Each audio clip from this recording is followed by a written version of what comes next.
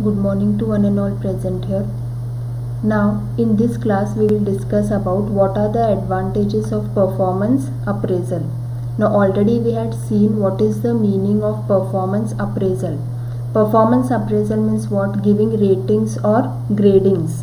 Like for example, ratings or gradings can be given as excellent, very good, good, average, poor, or first rank, second rank, third rank, or grades also can be given as A, B, C. Okay, so like that way different kind of appraisal or different kind of ratings have been given.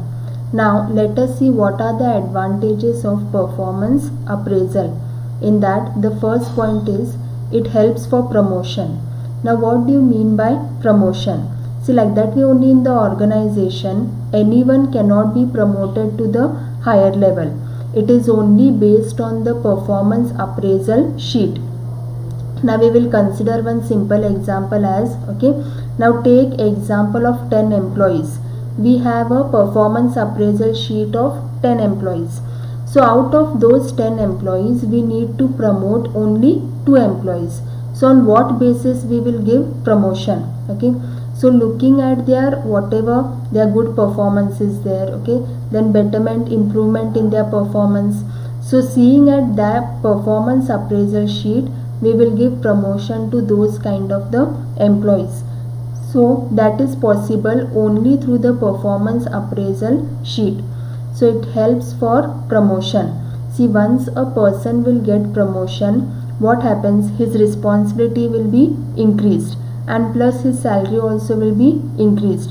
So the management has to keep in mind and give promotion to the right kind of a person, and that is possible only through the performance appraisal sheet. Only looking at the record of the performance appraisal we can understand that which employee should be given promotion and which employees need not be given promotion. So first point was it helps for promotion. Then the second point is it helps for personal action. Now what kind of action can be taken against such kind of the employees whose performance is poor or whose performance is weak? Okay, now action can be taken as like demotion or cut in salary. Like we will take simple example of 10 employees only. Now we have given the gradings for the 10 employees. Out of those 10 employees, 2 employees who are there, okay, their performance was very good and whatever excellent performance was there, so promotion was been given for those 2 employees. And another 2 employees who are there, their performance was poor or their performance was weak. So based on that, demotion was been given for these 2 employees. So it helps for personal action, means what action can be taken against such kind of the employees. Like another simple example is there. Now in previous classes I have told you that, like suppose the judges, when a participant or when the students participate in different kind of competition, so the judges allocate the marks seeing their capacity, okay, seeing their capability. So that is what, okay, based on this also in the organization, on what basis promotion can be given or on what basis action can be taken against which kind of the employees. See, like that way only we cannot judge a person or we cannot judge an employee that, okay, this employee only should be given promotion or this employee should be given demotion. It is based on the performance of the employees. Performance means what?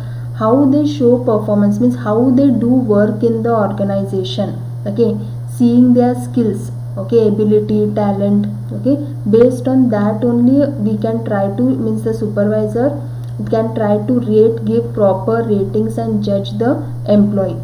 Then next one is it helps for fixing wage and salary. Now what do you mean by wages and salaries? Now how much wages or salary should be given to each and every employee, means the remuneration. Wage and salary means what? Remuneration or compensation. So it helps for fixing the wages and salaries. Okay, now in the organization different positions are there, right from the stage of top management may be there or middle level management or lower level management.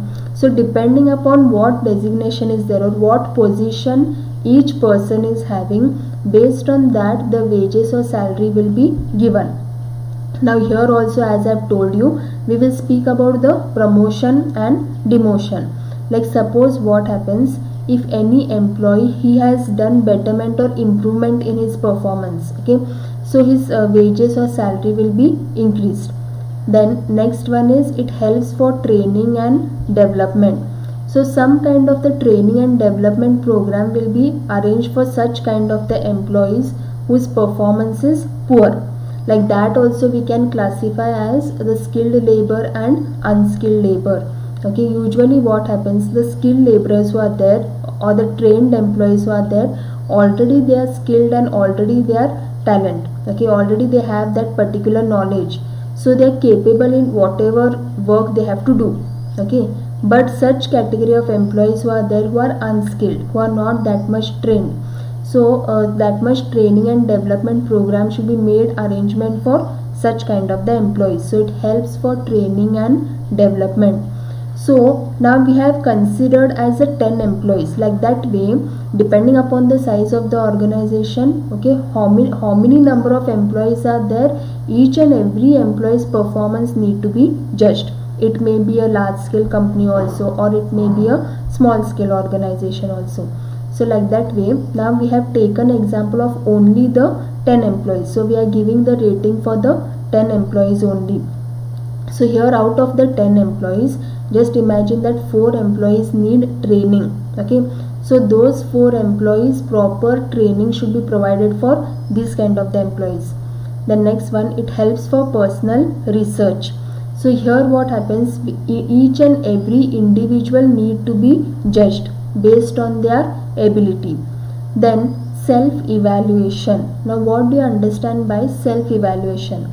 Evaluating means what? Judging oneself. Okay, now it need not be always the supervisor need to judge the subordinate, always the supervisor need to judge the worker. So self-evaluation also can be done. What do you mean by self-evaluation? Evaluating your own self. Like suppose think that if workers want to evaluate their own self, okay, that can be done by identifying your own strength and weaknesses.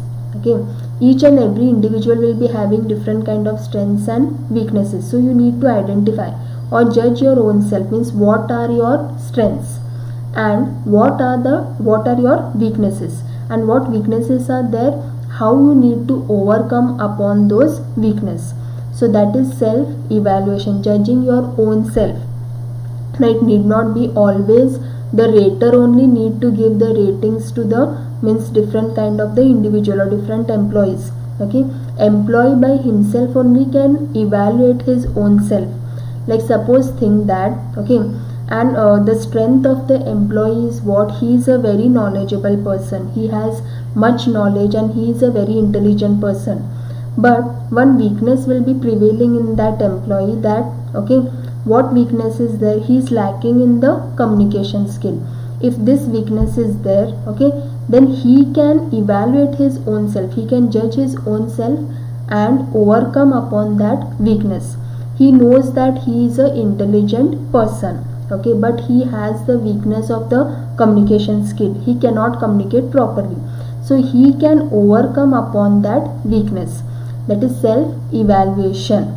Then the next one is self improvement. Self improvement, now these 2 points have been linked. Okay, like self evaluation, after judging your own self, means after finding whatever your strength and weaknesses. Next one is self improvement. Now on what basis oneself or one person can improve himself? He can improve himself only after he knows whatever are his weaknesses or whatever limitations are there in him. Okay, like suppose one example I told you about. Okay, suppose if a person is lacking in the communication skill, so he need to improve himself upon that particular factor, that is the communication skill. Apart from that, no other weaknesses also will be there. So whatever he is lacking in which kind of the qualities, or whatever he is lacking in which weakness, he need to overcome upon that weakness, means improve, he need to improve his own self. and that is possible only after evaluating or judging your own self. The next one is healthy competition. Now here what happens, this performance appraisal sheet also helps in the competition. And now I will give you a own simple example that, okay, now as a student is securing first rank and another student is securing the second rank. So here what happens, there is a tough competition between the first rank student and second rank student. Like suppose if only 1% difference is there or minor difference is there between the two rank holders. So like that way what happens, now see, performance appraisal sheet is prevailing in the organization, and as a student you will be having the result sheet or the mark sheet which is there.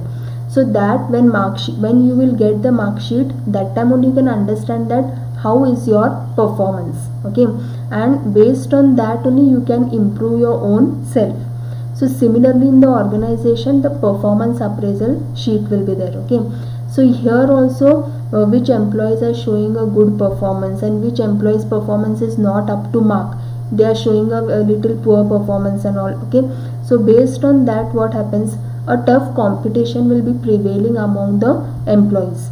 So now these are the various advantages of performance appraisal. Only you need to understand the basic concept about performance appraisal, like giving ratings or gradings. Now performance means what, like on what, how you show your performance in the organization.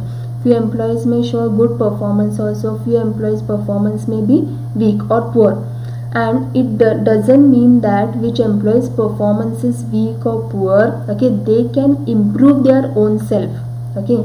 So because of that what happens, even the organization can take some steps for making arrangement of the training and development program.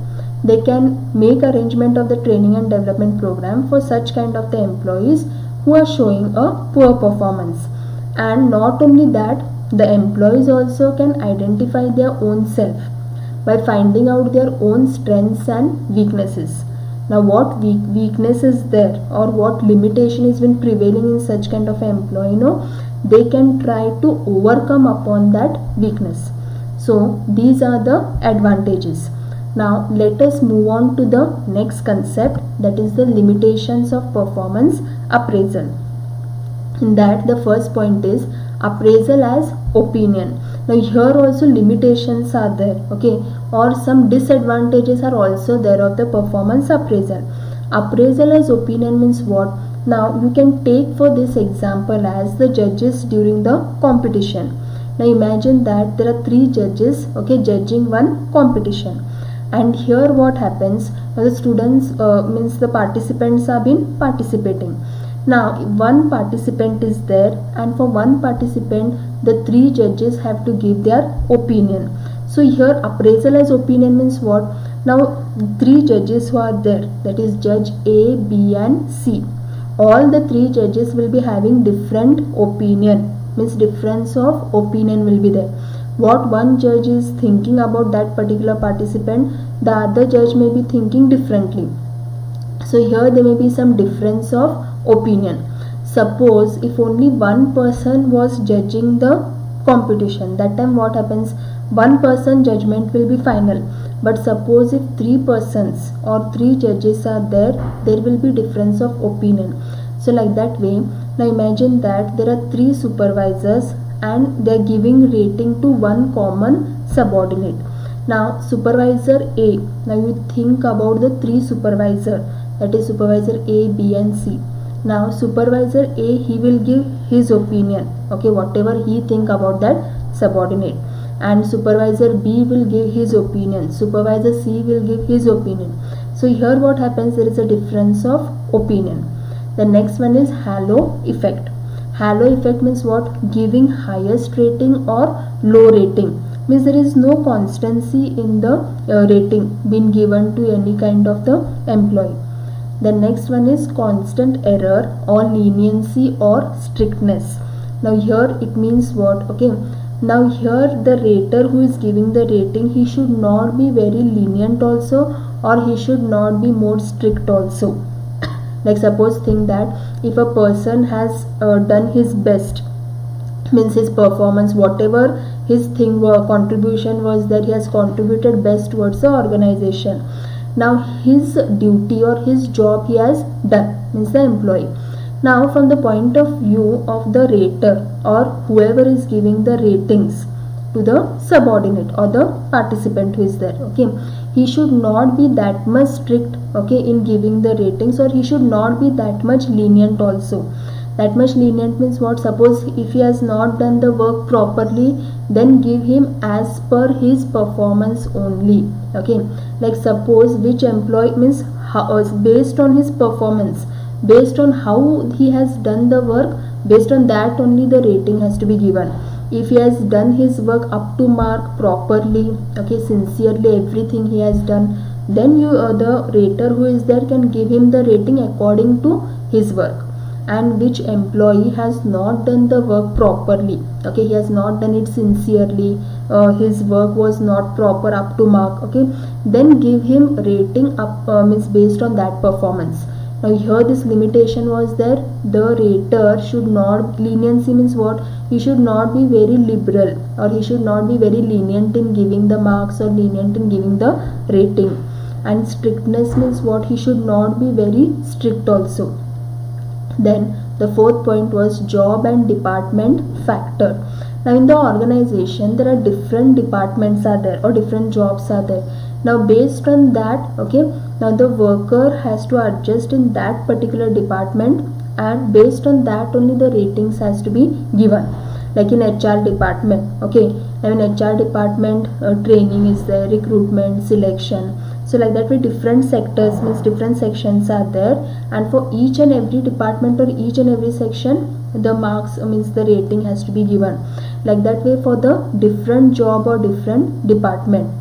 Then last one was differences among raters in rating ability. Differences among the rater. A rater means who? Okay, who is giving the rating. As I have told you that there may be difference of opinion among the raters. Like suppose if two raters are there, or if two judges are there, and they want to give the rating to one common participant, then there will be difference of opinion, okay, because what one person is thinking, the other person mindset or opinions or ideas or viewpoint will be different. So these are the limitations of performance appraisal. So in this class we had studied about advantages and limitations of performance appraisal.